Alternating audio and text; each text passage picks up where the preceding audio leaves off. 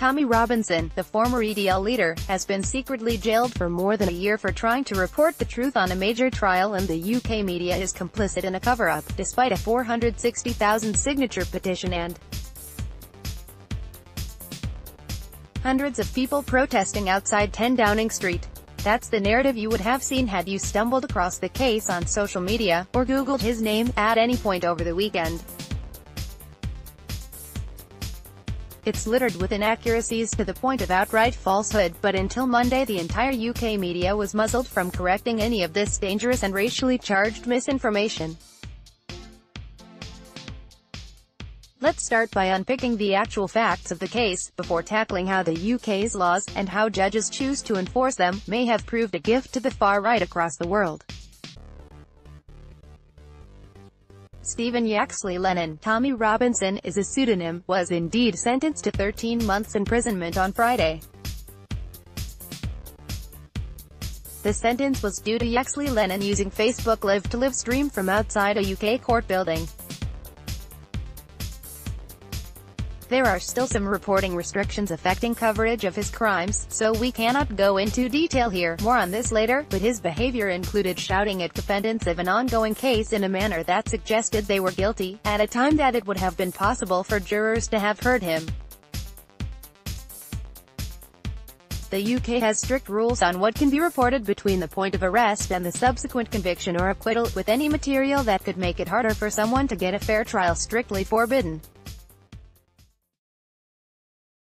Trials have collapsed, at the cost of hundreds of thousands of pounds, because such rules have been broken, and defense solicitors and barristers often seize upon such opportunities. Breaking these contempt laws make it harder to get justice for anyone. Yaxley Lennon was thoroughly aware of these laws because he had already been convicted of breaking them last year, and told in no uncertain terms that if he did so again, he would go to prison.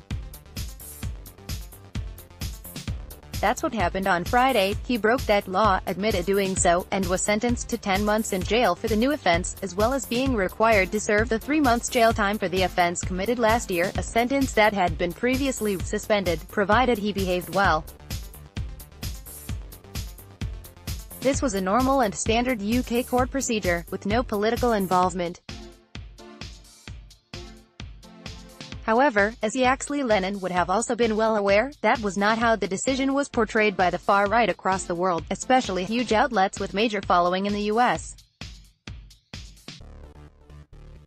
For the full weekend they painted a lurid and wildly inaccurate version of the story, alleging a UK establishment cover-up throughout, with the silence from the UK media in response seeming to confirm their allegations. The reality of the situation was that the UK media was covered by similar reporting restrictions to those that Yaxley Lennon broke. In short, the judge who sentenced him was concerned that reporting on Yaxley Lennon's case could risk a fair trial in the original case Yaxley Lennon was reporting on. That cautious decision meant the UK media was powerless to report any of the real facts of the case, even as huge outlets beyond the reach of UK courts spread wild misinformation. On Monday, thanks to a challenge by local media outlets, those restrictions were relaxed but not lifted entirely, meaning we can now start to counter some of the lies.